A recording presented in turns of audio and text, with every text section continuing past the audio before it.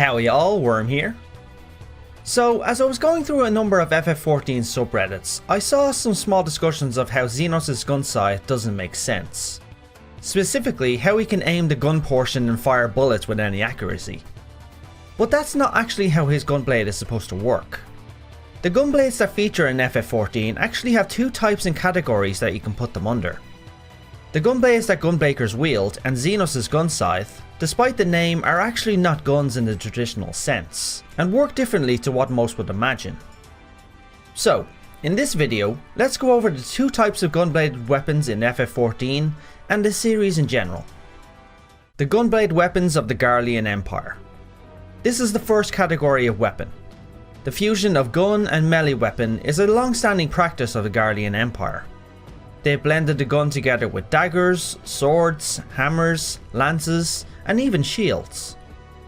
These weapons are both melee weapons and also functioning guns, capable of shooting projectiles of varied types. Take Gaius' gunblade for example. His weapon is both a long-bladed sword as well as a long barrel pistol. In combat, he's shown to be able to do a ton of damage by combining both his bladed slashes with projectiles from the gun portion of the weapon.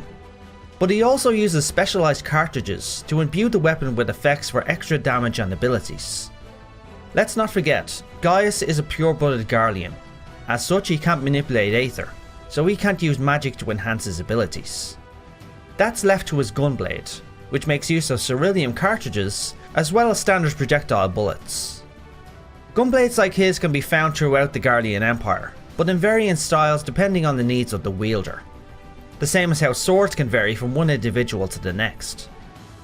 The 14th Legion, under Gaius' command, had personnel that wielded a vast array of other gunbladed weapons.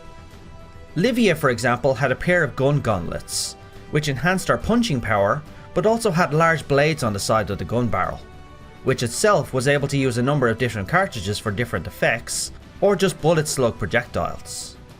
Nero is another example. He wields a custom-built gun hammer, combining the power of a hammer and a gun, which would be better called a cannon for its very large caliber. As he smashes into the opponent with the hammer, he triggers the gun portion with special cartridges or just large projectile slugs.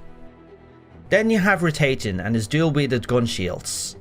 These are on another level entirely, combining the protection of a shield with the stopping and destructive power of what can only be called large caliber cannons on each shield.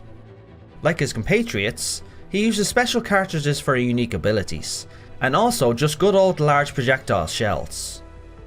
So, that's the first type of gunblade in FF14, a blend of blade and gun into one. But it all started with the traditional gunblade for them. The true originals are unknown at this point, but it's likely with the advent of ceruleum that they took their current form. However, the inspiration for the Garlean gunblade comes from the second type of gunblade we'll now explore. The gunblade of the Gunbreaker job. You may have already noticed the design difference between it and the Garlean gunblades. They have a cylinder that holds the cartridges, a trigger to activate them, but they lack the barrel for bullets to pass through. This is actually intentional, as these gunblades don't fire projectiles. These gunblades were heavily inspired by the gunblades that featured in Final Fantasy VIII. Let's take Thancred's gunblade as an example. You see him loaded with cartridges, but there's no bullets in these. They're loaded instead with etheric energy, fueled by the user. Or in Thancred's case, he gets others to fuel them for him, like Reen for example. In case you're wondering why, TLDR, Thancred can't manipulate Aether anymore, after the events at the end of A Realm Reborn.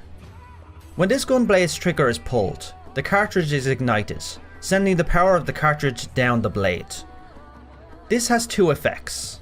The first is the Aether of the cartridge pours into the blade, so the user can utilize a number of abilities, which can vary either by what the user is doing at the time, or by the cartridge that was used. For example, the blade can trigger explosive force, fire, or just coating the blade with energy for extra damage, or to trigger protective abilities.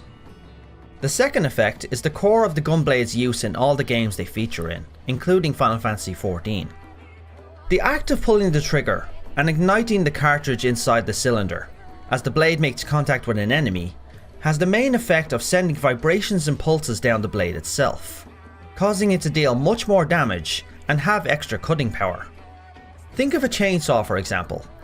You hit someone with it while it's not spinning. The blade of it will hurt and it will do a fair amount of damage. But if you activate the blade and it's spinning and then hit the enemy is going down with much more damage, the blade easily cutting right through the enemy. The same principle applies to the Gunbreaker's blade. They don't fire projectile bullets. They utilize the aether of the cartridges to use abilities, and even some ranged abilities on top of that. The Garleans gained access to these Gunblades long ago, but pure-blooded Garleans couldn't wield them like the Bosons for example, because they couldn't manipulate aether. So these blades serve to be the inspiration for the cerulean-filled Gunblades of the Garlean Empire. So there you have it, the quick breakdown of the two types of Gunblades that you'd see in Final Fantasy XIV. I hope you found this video either informative or enjoyable. If either is the case, please hit that like button, but most of all, leave a comment with your personal opinion on the subject. If you want to see more of my content, consider subscribing and also check out the videos already on my channel. Thanks all, and now, as always, have a good one.